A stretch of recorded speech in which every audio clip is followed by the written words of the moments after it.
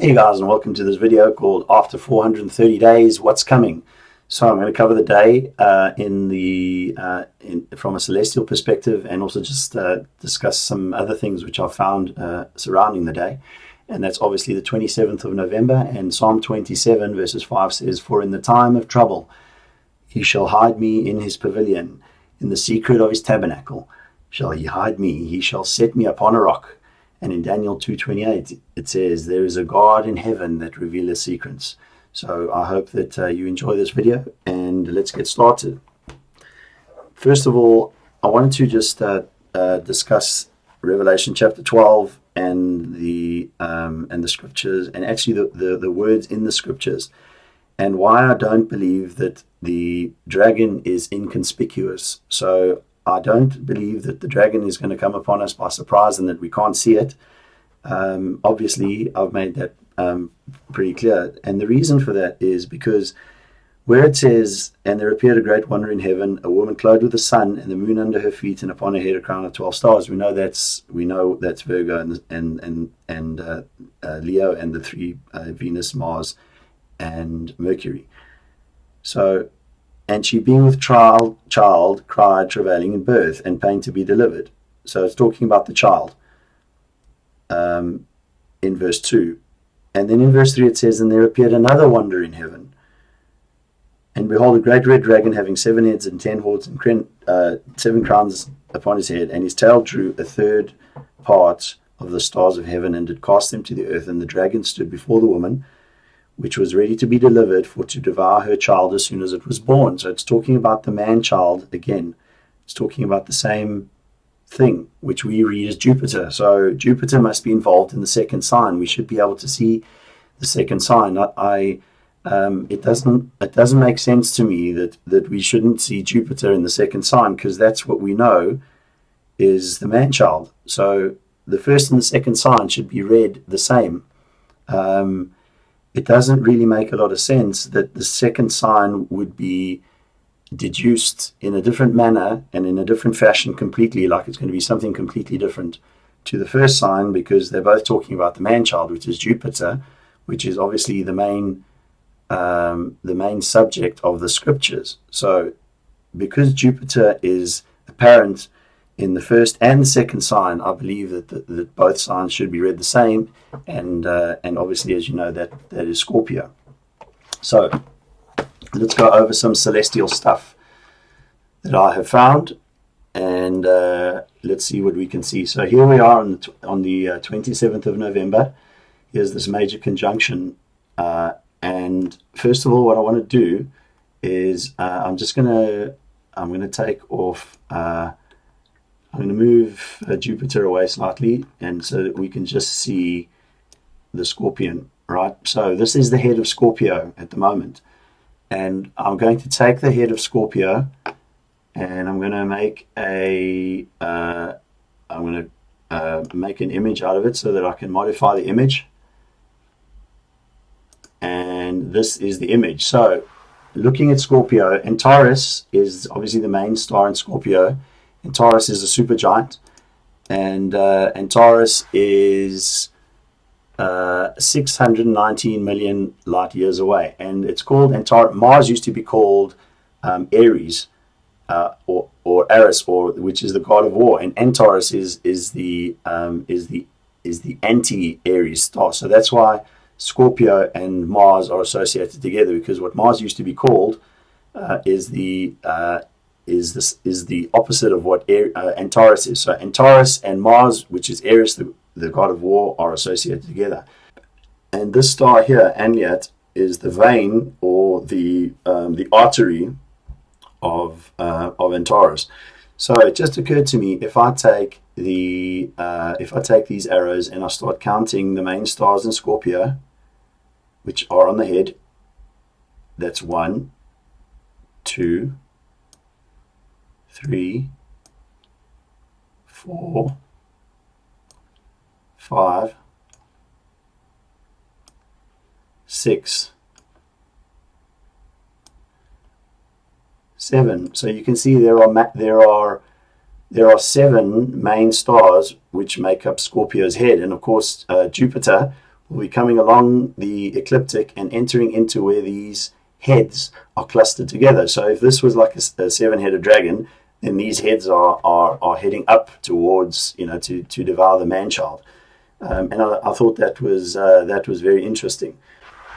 So here we are on the 27th of November. This is 9 p.m. I have my location set to Jerusalem, and we're looking at Scorpio, and this is the main conjunction in the heavens. So I'm going to cover the other celestial bodies and where they are, and how they relate to this day. Obviously, Saturn is in the sign with a rider with a bow, and he's on a horse and a crown.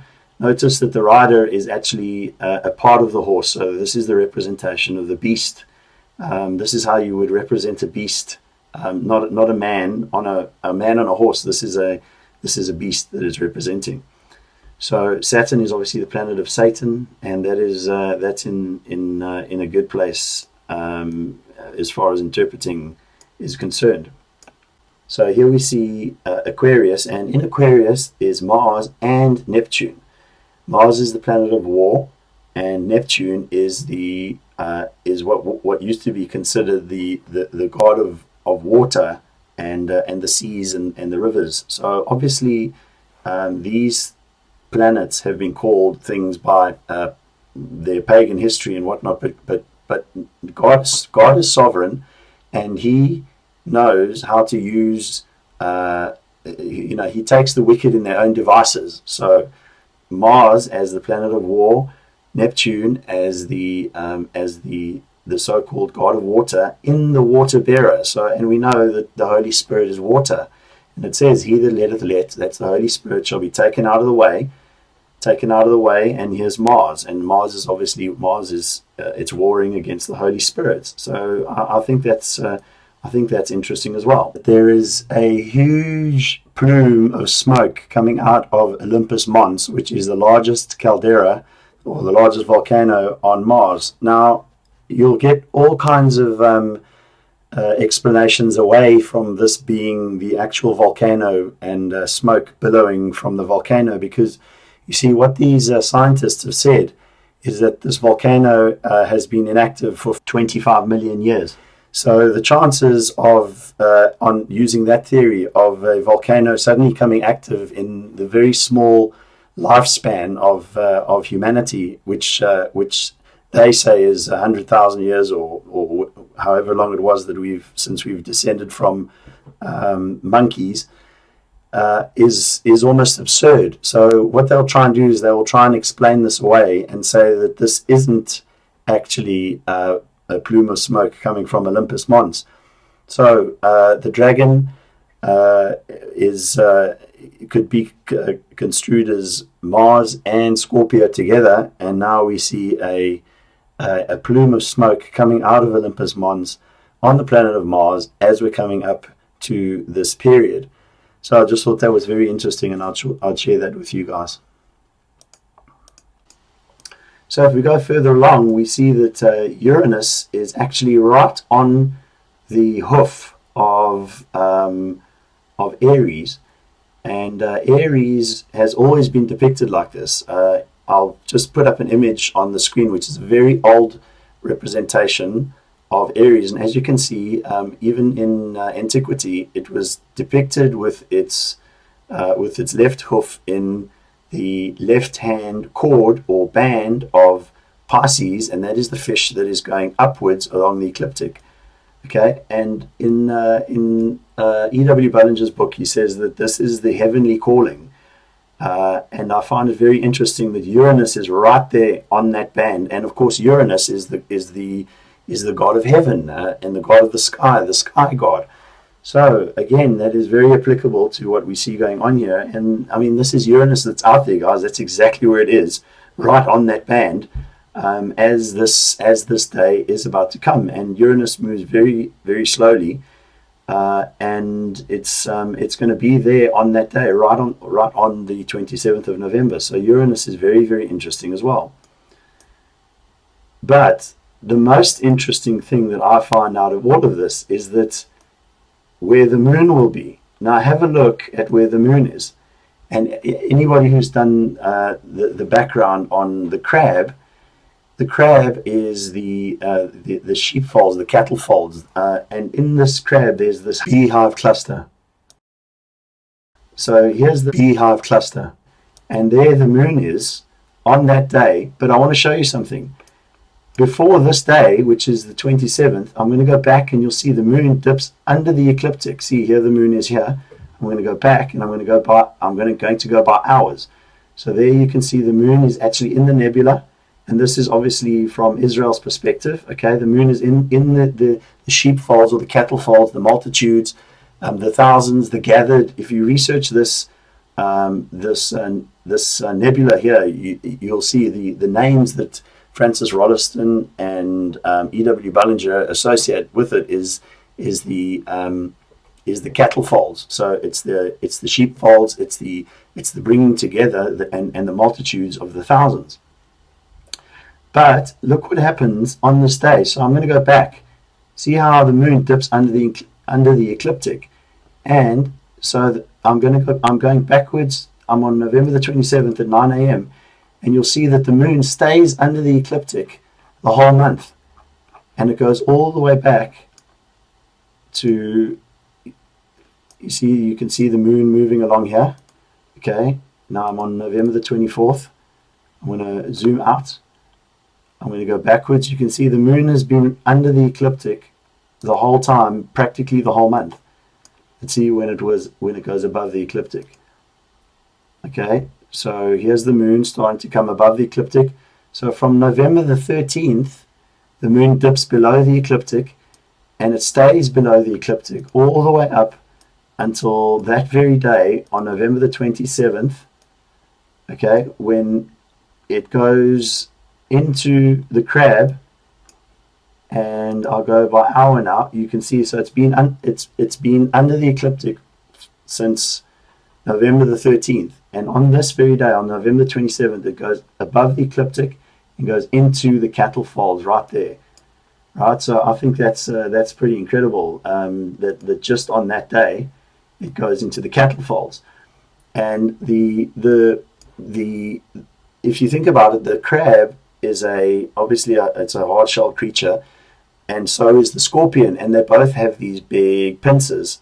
But the crab is underwater. It's an underwater creature, whereas obviously the scorpion is not. So I find it very interesting that you have got the moon in the crab, and this is well known for the area of protection. If you read, I'll put some links in the video as well to some very good sites on the constellations, and also Francis Rolleston's and E.W. Bullinger's books. I'll link those in so that you can go and you can see what that actually means, if you're not aware. So the moon is in that area on that night, and I'll show you what it looks like from a terrestrial perspective just now. But I just want to show you Venus, and obviously Venus, again, we'll say it again, is in exactly the same place as Jupiter was on the Revelation chapter 12 sign.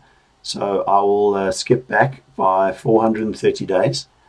I'll go to 430 days, and I'm going to step backwards, and there you can see Jupiter.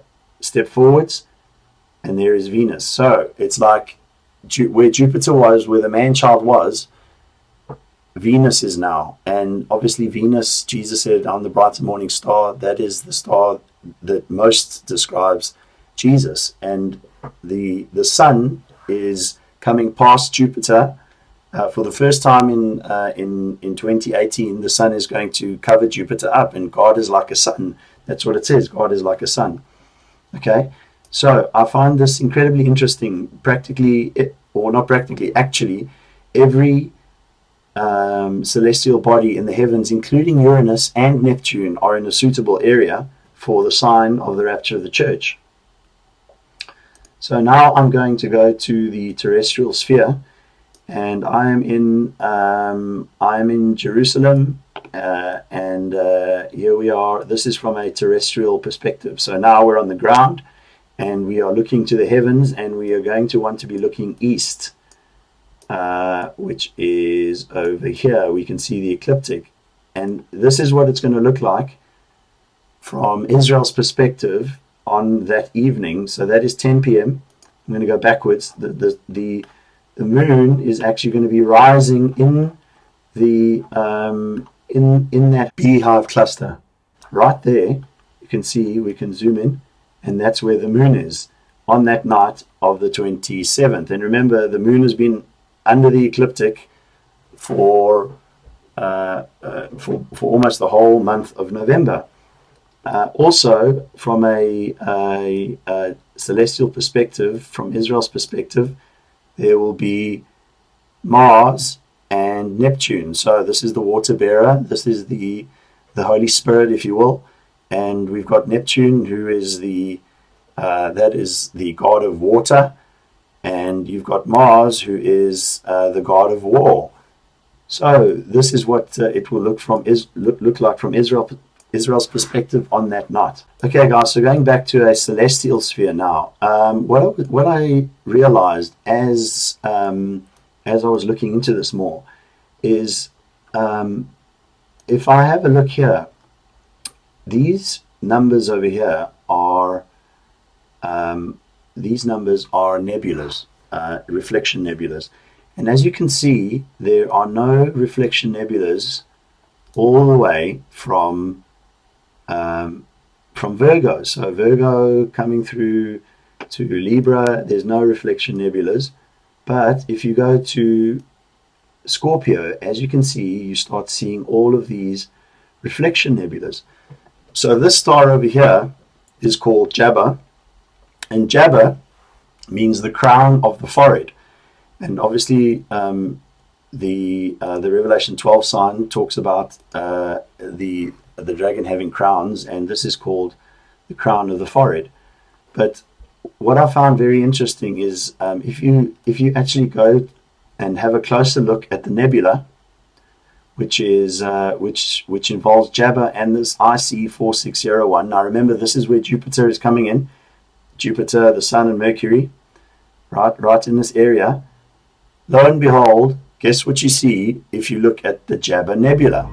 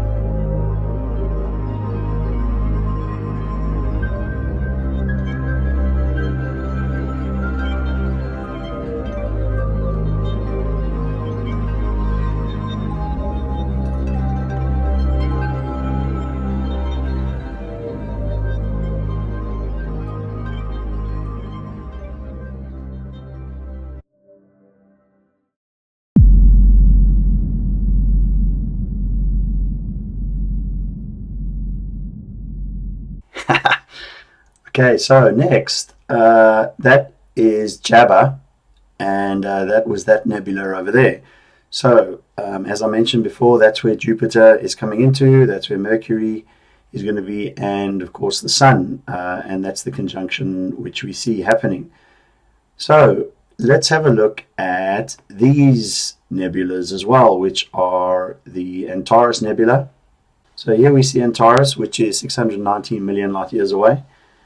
We see Alniat, which is 567 light years away, and Messier 4, which is NGC 6121. That is the globular cluster that you can see there, and that is 7,100 light years away. So these nebulas and these clusters in the sky are obviously very, very far away from each other, but they seem as one, as a flat platform to us, because it's the painting that they draw in the sky. So here you can see, guys, this is a digital image on the right hand side here, and this is the SkyX program. This is Antares, this is the globular cluster. Here's Antares on the right and the globular cluster. There's Alniat, the star. There's I6405, which is over there, and I6403, which is over here. and the IC4604, and you can see the star program's got it pretty accurately. And this is taken from a guy who used his digital camera and took a high-res photo over 4 nights. And you can see this is perfectly aligned with the nebulas, which are in Scorpio. And this portion, so this portion here would be the foot of Ophiuchus standing on Scorpio. But I just want to show you something. What happens when we turn this image around and see what's looking at us from the sky? Lo and behold,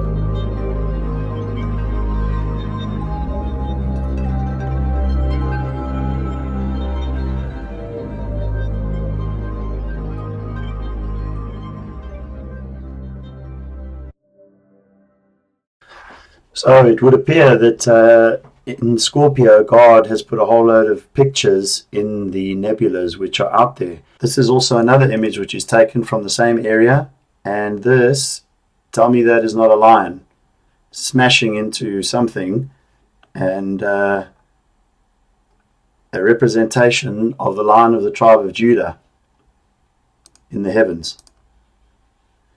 So guys, I wouldn't worry about the dragon, because as you can see, the lion is a winner, and the King of Kings is coming. And I believe that that Scorpio is the representation of the dragon in Revelation chapter 12. And I hope to see you in the sky.